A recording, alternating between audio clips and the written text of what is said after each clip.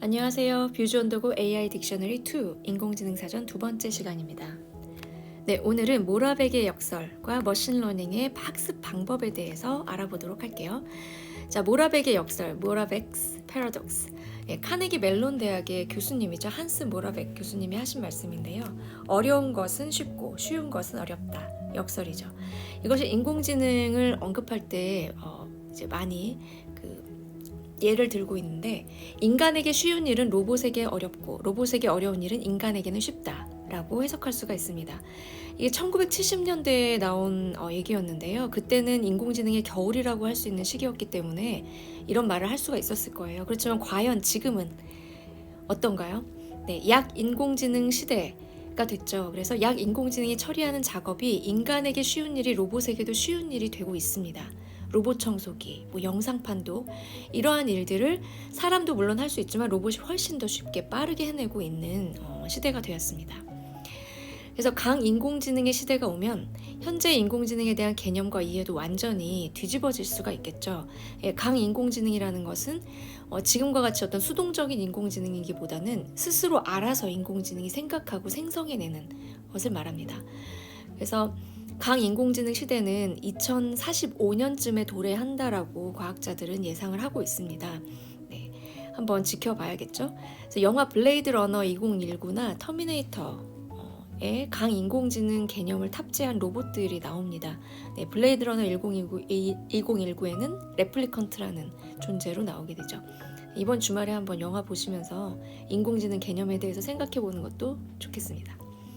자, 다음으로는 머신러닝의 방법 3가지, 지도학습, 비지도학습, 강화학습, 이 3가지를 알아볼 텐데요.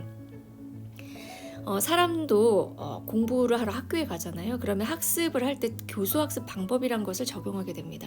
그래서 기계에게 학습을 시킬 때도 교수학습 방법이 필요한 거죠. 그래서 기계학습의 몇 가지 방법들을 개발을 했는데요. 첫 번째가 식별 가능한 정보를 먼저 주고 그것을 학습하게 하는 지도학습이란 것이 있습니다. 그래서 이 지도학습은 주로 이제 회귀 분석을 적용하게 되고, 그 다음으로는 일단 데이터를 무작정 그냥 주는 거죠. 그래서 학습하면서 인공지능이 스스로 길을 찾도록 하는 비지도 학습이 있습니다.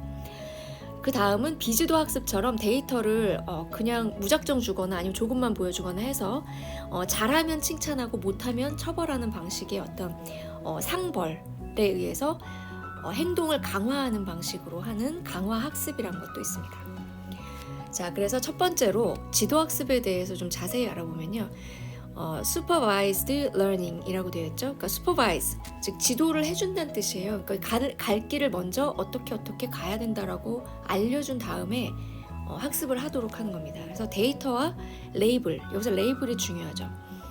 레이블을 함께 제공해줘서, 레이블은 어떤 지표 같은 거라고 생각하면 될 것 같아요. 그 데이터의 어떤 메타 정보랄까요? 이런 것들을 주고 데이터의 규칙을 인공지능이 찾도록 하는 거죠. 그래서 어느 정도 답이 있고 어디로 가야 될지에 대한 길이 있기 때문에 평가가 명확하고 어떤 결과가 정확하게 나온다는 장점이 있습니다. 다음으로 비지도 학습을 보시면 unsupervised죠. 네, 그래서 unsupervised이기 때문에 레이블이 없는 데이터를 줍니다. 근데 레이블이 없으니까 알고리즘이 어떻게 해야 될까요? 인공지능이 자기가 스스로 뭔가 계속 시행착오를 하면서 찾아가야 되겠죠. 그래서 규칙을 찾아내는 그러한 학습 방법을 말합니다.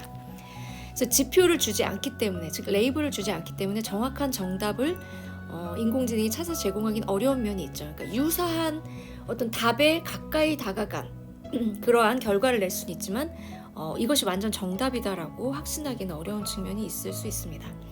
그렇지만 장점이라면 사람이 아직 가보지 않은 것들, 해보지 않은 것들의 새로운 패턴을 찾아내거나 어떤 의사결정에 대한 다양한 옵션들을 생성해낼 때, 만들어내야 할 때, 그럴 때 사용하면 좋겠죠. 그 다음 3번째로는 강화학습이 있습니다. reinforcement죠.